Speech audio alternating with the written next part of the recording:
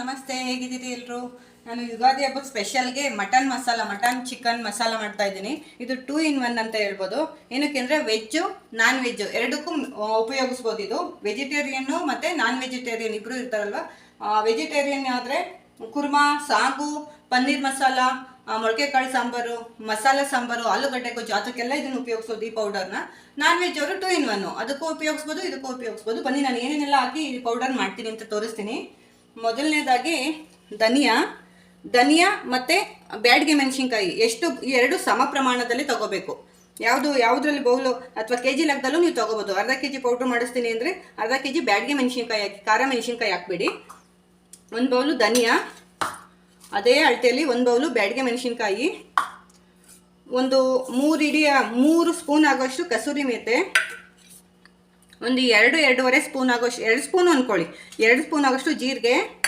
ಮೆಣಸು ಜಾಸ್ತಿ ಹಾಕೋಬೇಕು. ನಾನೊಂದು 4ರಿಂದ 5 ಸ್ಪೂನ್ ತೊಗೊಂಡಿದ್ದೀನಿ, ಅದು ರುಚಿಗೆ ಚೆನ್ನಾಗಿರುತ್ತೆ. ಮೆಣಸು, ಒಂದು 2 ಸ್ಪೂನು ಲವಂಗ, 2 ಸ್ಪೂನು ಅನಾನಸ್ ಮಗ್ಗು, ಒಂದು 3ರಿಂದ 4 ಸ್ಪೂನು ಸೋಂಕಾಳು, ಒಂದು 2 ಸ್ಪೂನ್ ಆಗೋಷ್ಟು ಏಲಕ್ಕಿ, ಒಂದು 4ರಿಂದ 5 ಸ್ಪೂನ್ ಆಗೋಷ್ಟು ಗಸಗಸೆ, ಒಂದು 2 ಸ್ಪೂನು ಜಾಕಾಯಿ ಹೂವು ಇದು. ಮತ್ತು ಇದು ತುಂಬ ಟೇಸ್ಟ್ ಕೊಡುತ್ತೆ, ಕಲ್ಲುವ ಅಂತ ಪಲಾವ್ ಐಟಮಲ್ಲಿ ಸಿಗುತ್ತೆ ಇದು. ಮತ್ತು 1 ಬೌಲ್ ಆಗೋಷ್ಟು, ಇದು ಇಷ್ಟೇ ಹಾಕಬೇಕು ಅಂತ ಏನಿಲ್ಲ, ಗೋಡಂಬಿ ತುಂಬ ಟೇಸ್ಟ್ ಕೊಡುತ್ತೆ, ತುಂಬ ರುಚಿ ಇರುತ್ತೆ. ಇದು ಹೆಲ್ತ್ಗೂ ಕೂಡ ಒಳ್ಳೆಯದಲ್ವ, ಅದಕ್ಕೆ ಗೋಡಂಬಿ 1 ಬೌಲು. ಒಂದು 5ರಿಂದ 6 ಇಂಚ್ ಆಗೋಷ್ಟು ಶುಂಠಿ, ಇದು ಒಣಶುಂಠಿ, ನಾನೇ ಒಣಗಿಸಿಟ್ಟಿರೋದು ಒಣಶುಂಠಿ. ಇಲ್ಲ ಅಂದರೂ ಸ್ಕಿಪ್ ಮಾಡ್ಬೋದು, ನಡೆಯುತ್ತೆ. ಆಮೇಲೆ ನಾವು ಸಾಂಬಾರಿಗೆ ಖಾರ ರುಬ್ಕೋತೀವಲ್ವ ಅವಾಗ ಹಾಕ್ಬೋದು, ಇರಲೇಬೇಕು ಶುಂಠಿ ಅಂತ ಏನಿಲ್ಲ. ಒಂದು 2 ಸ್ಪೂನ್ ಒಳಗೆ ಸಾಸಿವೆ, ಇದೊಂದು ಪಲಾವ್ದು ಮಗ್ ಬರುತ್ತಲ್ಲ, ಈ ಹೆಸರು ನನಗೆ ಗೊತ್ತಿಲ್ಲ, ಇದು ಒಂದು 2 ಸ್ಪೂನು 3 ಸ್ಪೂನ್ ಆಗ್ಬೋದು ಇದು. ಮತ್ತು ಇಷ್ಟು ಚಕ್ಕೆ, ಒಂದು 10-15 ಪೀಸ್ ಇದೆ ಇದು ಟೋಟಲಾಗಿ. ನಾನಿದು ಆಪ್ಷನಲ್ಲಾಗಿ ಇಟ್ಕೋತೀನಿ. ಏನಕ್ಕೆ ಅಂದರೆ ಕಡಲೆ ಹಾಕಿದ್ರೆ ಬೇಗ ಗೂಡಾಗ್ಬಿಡುತ್ತೆ. ನೀವು ಜಾಸ್ತಿ ಪೌಡರ್ ಮಾಡ್ಕೋತೀವಿ ಅಂದರೆ ಕಡಲೆ ಹಾಕಬೇಡಿ. ನೀವು ಮಸಾಲ ಹಾಕ್ತಿರಲ್ವಾ, ಒಗ್ಗರಣೆಗೆ ಹುರ್ಕೋತಿರಲ್ವಾ, ಅವಾಗ ಹಾಕಿ ಕಡಲೆ. ಇಲ್ಲ ಒಂದು ಅರ್ಧ kg ಒಳಗಡೆನೇ ಇಟ್ಕೋತೀವಿ ಅನ್ನೋದಾದರೆ ಕಡಲೆ ಯೂಸ್ ಮಾಡ್ಬೋದು, ಇವಾಗ ಪೌಡರ್ಗೆ ಹಾಕ್ಬೋದು. ನಾವು ಜಾಸ್ತಿ ಪುಡಿಗೆ ಹಾಕಿದ್ರೆ ಜಾಸ್ತಿ ದಿನ ಬರುತ್ತಲ್ವ ಪುಡಿ, ಅವಾಗ ಹುಳ ಆಗಿಬಿಡುತ್ತೆ ಬೇಗ. ಹಾಗಾಗಿ ನಾನು ಕಡಲೆನ ಚಿಕ್ಕದಾಗಿ ನೀವು ಮಾಡ್ಕೊಳ್ಳೋದಾದರೆ ಕಡಲೆ ಹಾಕಿ, ನೀವು ಜಾಸ್ತಿ ಪೌಡರ್ ಮಾಡ್ಕೋತೀವಿ ಅನ್ನೋದಾದರೆ ಕಡಲೆ ಸ್ಕಿಪ್ ಮಾಡಿ. ನೀವು ಸಾಂಬಾರು ಮಾಡ್ಕೋಬೇಕಾದ್ರೆ ಒಗ್ಗರಣೆ ಕಡಲೆ ಹಾಕಿ. ಲಾಸ್ಟಿಗೆ ಉಪ್ಪು, ಇದನ್ನು ಲಾಸ್ಟಿಗೆ ಪುಡಿ ಮಾಡ್ಕೋಬೇಕಾದ್ರೆ ಹಾಕ್ಕೋಬೇಕು. ಇದನ್ನೆಲ್ಲ ಹುರ್ಕೊಂಡು ಪುಡಿ ಮಾಡೋದು ಹೇಗೆ ಅಂತ ನೋಡೋಣ ಬನ್ನಿ. ಇವಾಗ ಬಾಣಲಿ ಇಟ್ಕೊಂಡಿದ್ದೀನಿ, ಎಲ್ಲ ಹುರ್ಕೊಳ್ಳೋಣ.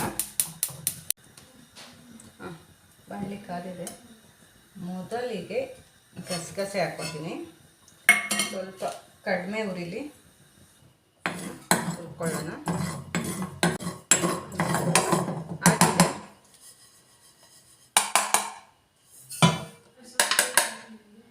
ಧನಿಯಾ ಹಾಕೋತೀನಿ,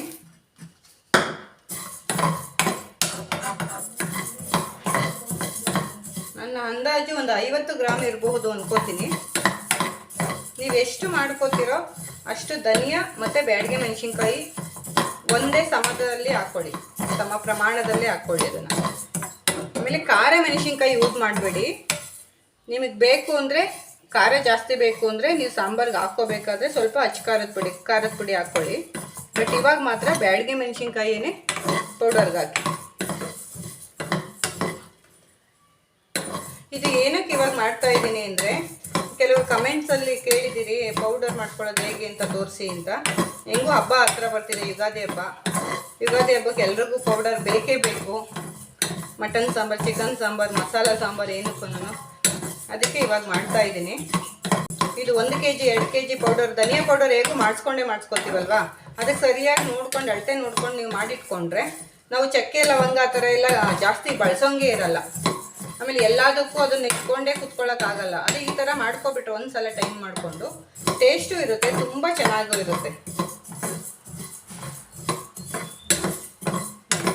ತುಂಬ ಉಟ್ಕೊಳ್ಳೋದು ಬೇಡ, ಇದು ಘಮ ಬರುತ್ತಲ್ವಾ, ಆಗ ತೆಗೆದುಬಿಡೋಣ. ಇವಾಗ ಸಾಕು, ಫುಲ್ ಕಲರ್ ಚೇಂಜ್ ಆಗೋದೇನು ಬೇಡ.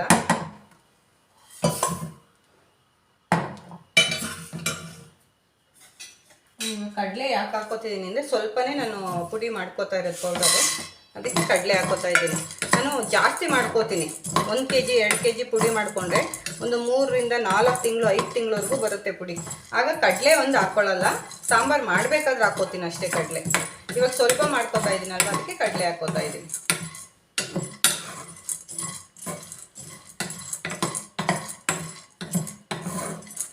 ತುಂಬ ಚೆನ್ನಾಗಿರುತ್ತೆ, ಒಂದ್ಸಲ ಟ್ರೈ ಮಾಡಿ ನೋಡಿ.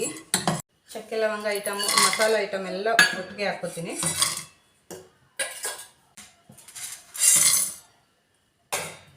ಮತ್ತು ಅರಿಶಿನ ಕೊಂಬು ಒಂದು ಮಿಸ್ ಆಗಿದೆ, ನಾನು ಅರಿಶಿನ ಪೌಡರ್ ಹಾಕ್ತೀನಿ. ಅದು ಸಹ ನಾನೇ ಅರಿಶಿನ ಕೊಂಬು ತಂದು ಸುಮಾರು ದಿನ ಒಣಗಿಸ್ತೀನಿ. ಸ್ವಲ್ಪ ಚೆಚ್ತೀನಿ, ಅದನ್ನು ಓಪನ್ ಆಗಬೇಕು, ಆ ಥರ ಚೆಚ್ಬಿಟ್ಟು ಒಣಗಿಸಿ ನಾನೇ ಅರಿಶಿನ ಪೌಡರ್ ಮಾಡ್ಕೊಳ್ಳೋದು. ನಾನು ಅದನ್ನು ಸಹ ಕೊಂಡ್ಕೊಂಡು ಬರಲ್ಲ, ಅಂಗಡಿಯಿಂದ ಪಾಕೆಟ್ ಅರಿಶಿನ ಪುಡಿ ನಾನು ತೊಗೊಳ್ಳಲ್ಲ. ನೀವು ಆ ಥರ ಮಾಡ್ಕೋಬೋದು, ಯಾಕೆಂದರೆ ಇವಾಗೆಲ್ಲ ನೋಡಿದ್ದೀರಲ್ವ ಎಷ್ಟು ಮಿಕ್ಸ್ ಮಾಡ್ತಾರೆ ಅಂತ, ಯಾವುದೂ ಒರಿಜಿನಲ್ ಆಗಿರಲ್ಲ. ಸಾಸಿವೆ ಚಿಟ್ಲೇಬೇಕು, ಚಿಟ್ಲಿಲ್ಲ ಅಂದರೆ ಕಹಿ ಆಗಿಬಿಡುತ್ತೆ.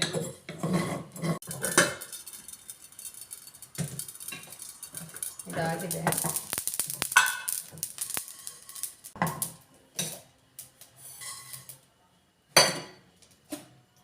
ಮೆಣಸು,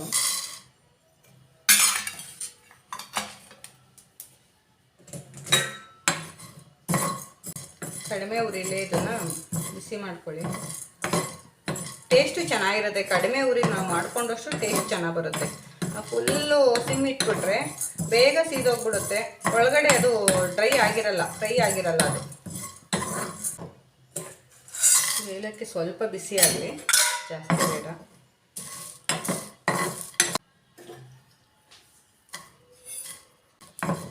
ಇದು ಒಂದು 30 ಸೆಕೆಂಡ್ ಬಿಸಿ ಮಾಡೋದೇ ಸಾಕು. ನೋಡಿ, ಶುಂಠಿ, ಒಣ ಶುಂಠಿ, ಅದು ಇದನ್ನು ಚಚ್ಕೋಬೇಕು. ಫ್ರೀ ಆದಮೇಲೆ ಸ್ವಲ್ಪ ಬಿಸಿ ಆರಿದ್ಮೇಲೆ ಚಚ್ಕೋತೀನಿ. ಈ ಉಪ್ಪು ಹಾಕೋದೇನಕ್ಕೆ ಅಂದರೆ ಬೇಗ ಹುಳ ಆಗಲ್ಲ, ಗೂಡಾಗಲ್ಲ ಅಂತ. ಸ್ವಲ್ಪ ಬಿಸಿ ಆಗಿದ್ರೆ ಸಾಕು, ಒಂದು ಚುಕ್ಕಿ ಬಂತು ಅಂದರೆ ತೆಗೆದ್ಬಿಡಿ ಸಾಕು. ಗೋಡಂಬಿ ಜಾಸ್ತಿ ಫ್ರೈ ಆಗೋದು ಬೇಡ.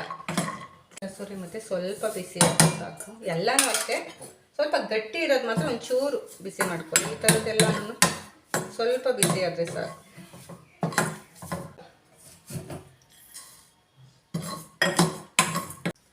ಮೆಣಸಿನ್ಕಾಯಿ ಹುರ್ಕೋತೀವಲ್ವ, ಮೆಣಸಿನ್ಕಾಯಿ ಎಣ್ಣೆಲಿ ಹುರ್ಕೊಳ್ಳೋದ್ರಿಂದ ಘಾಟು ಕಡಿಮೆ ಆಗುತ್ತೆ ಮತ್ತು ಪುಡಿ ಉದುರಾಗಿ ಬರುತ್ತೆ. ಈಗ ಎಣ್ಣೆ ಕಾಯ್ದಿದೆ,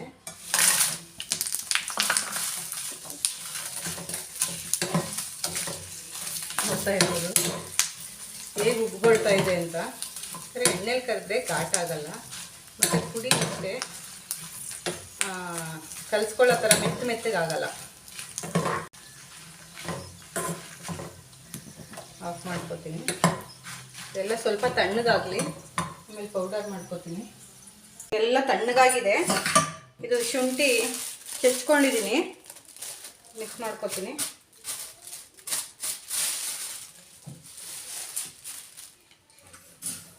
ಸ್ವಲ್ಪ ಫಸ್ಟ್ ಮೆಣಸಿನ್ಕಾಯಿ ಸ್ವಲ್ಪ ಒಂದ್ಸಲ ಆಡಿಸ್ಕೊಂಬಿಡೋಣ, ಆಮೇಲೆ ಇದಕ್ಕೆ ಮಿಕ್ಸ್ ಮಾಡ್ಕೊಳ್ಳೋಣ. ಉಪ್ಪು,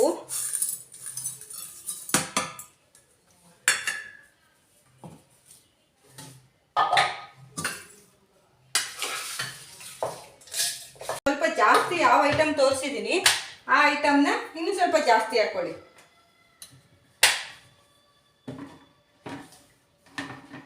ಆಮೇಲೆ ಮಿಲ್ಲಿಗೆ ತಗೊಂಡೋಗ್ಬೇಡಿ, ಅದು 2 kg ಪೌಡ್ರೇ ಮಾಡಿಸ್ಕೊಳ್ಳಿ, ಪರವಾಗಿಲ್ಲ. ಬಟ್ ಮಿಲ್ಲಿಗೆ ತಗೊಂಡೋಗ್ಬೇಡಿ, ನಾವೇ ಮಾಡ್ಕೋಬೋದು ಸ್ವಲ್ಪನೇ ಹಾಕ್ಕೊಂಡು. ಬೇಡಿಗೆ ಮೆಣಸಿನ್ಕಾಯಿ ಇದಕ್ಕೆ ಮಿಕ್ಸ್ ಮಾಡಿಕೊಂಡು ಇವಾಗ ಪೌಡರ್ ಮಾಡ್ಕೊಳ್ಳೋಣ. ಅರಿಶಿನ ಪೌಡರ್ ಹಾಕ್ಕೋತೀನಿ. ಸ್ವಲ್ಪ ರೆಡ್ಡಾಗಿ ಕಾಣುತ್ತೆ ಇದು, ಯಾಕೆಂದರೆ ನಾವೇ ಮಾಡ್ಕೊಂಡಿರೋ ಪೌಡರ್ ಅಲ್ವಾ.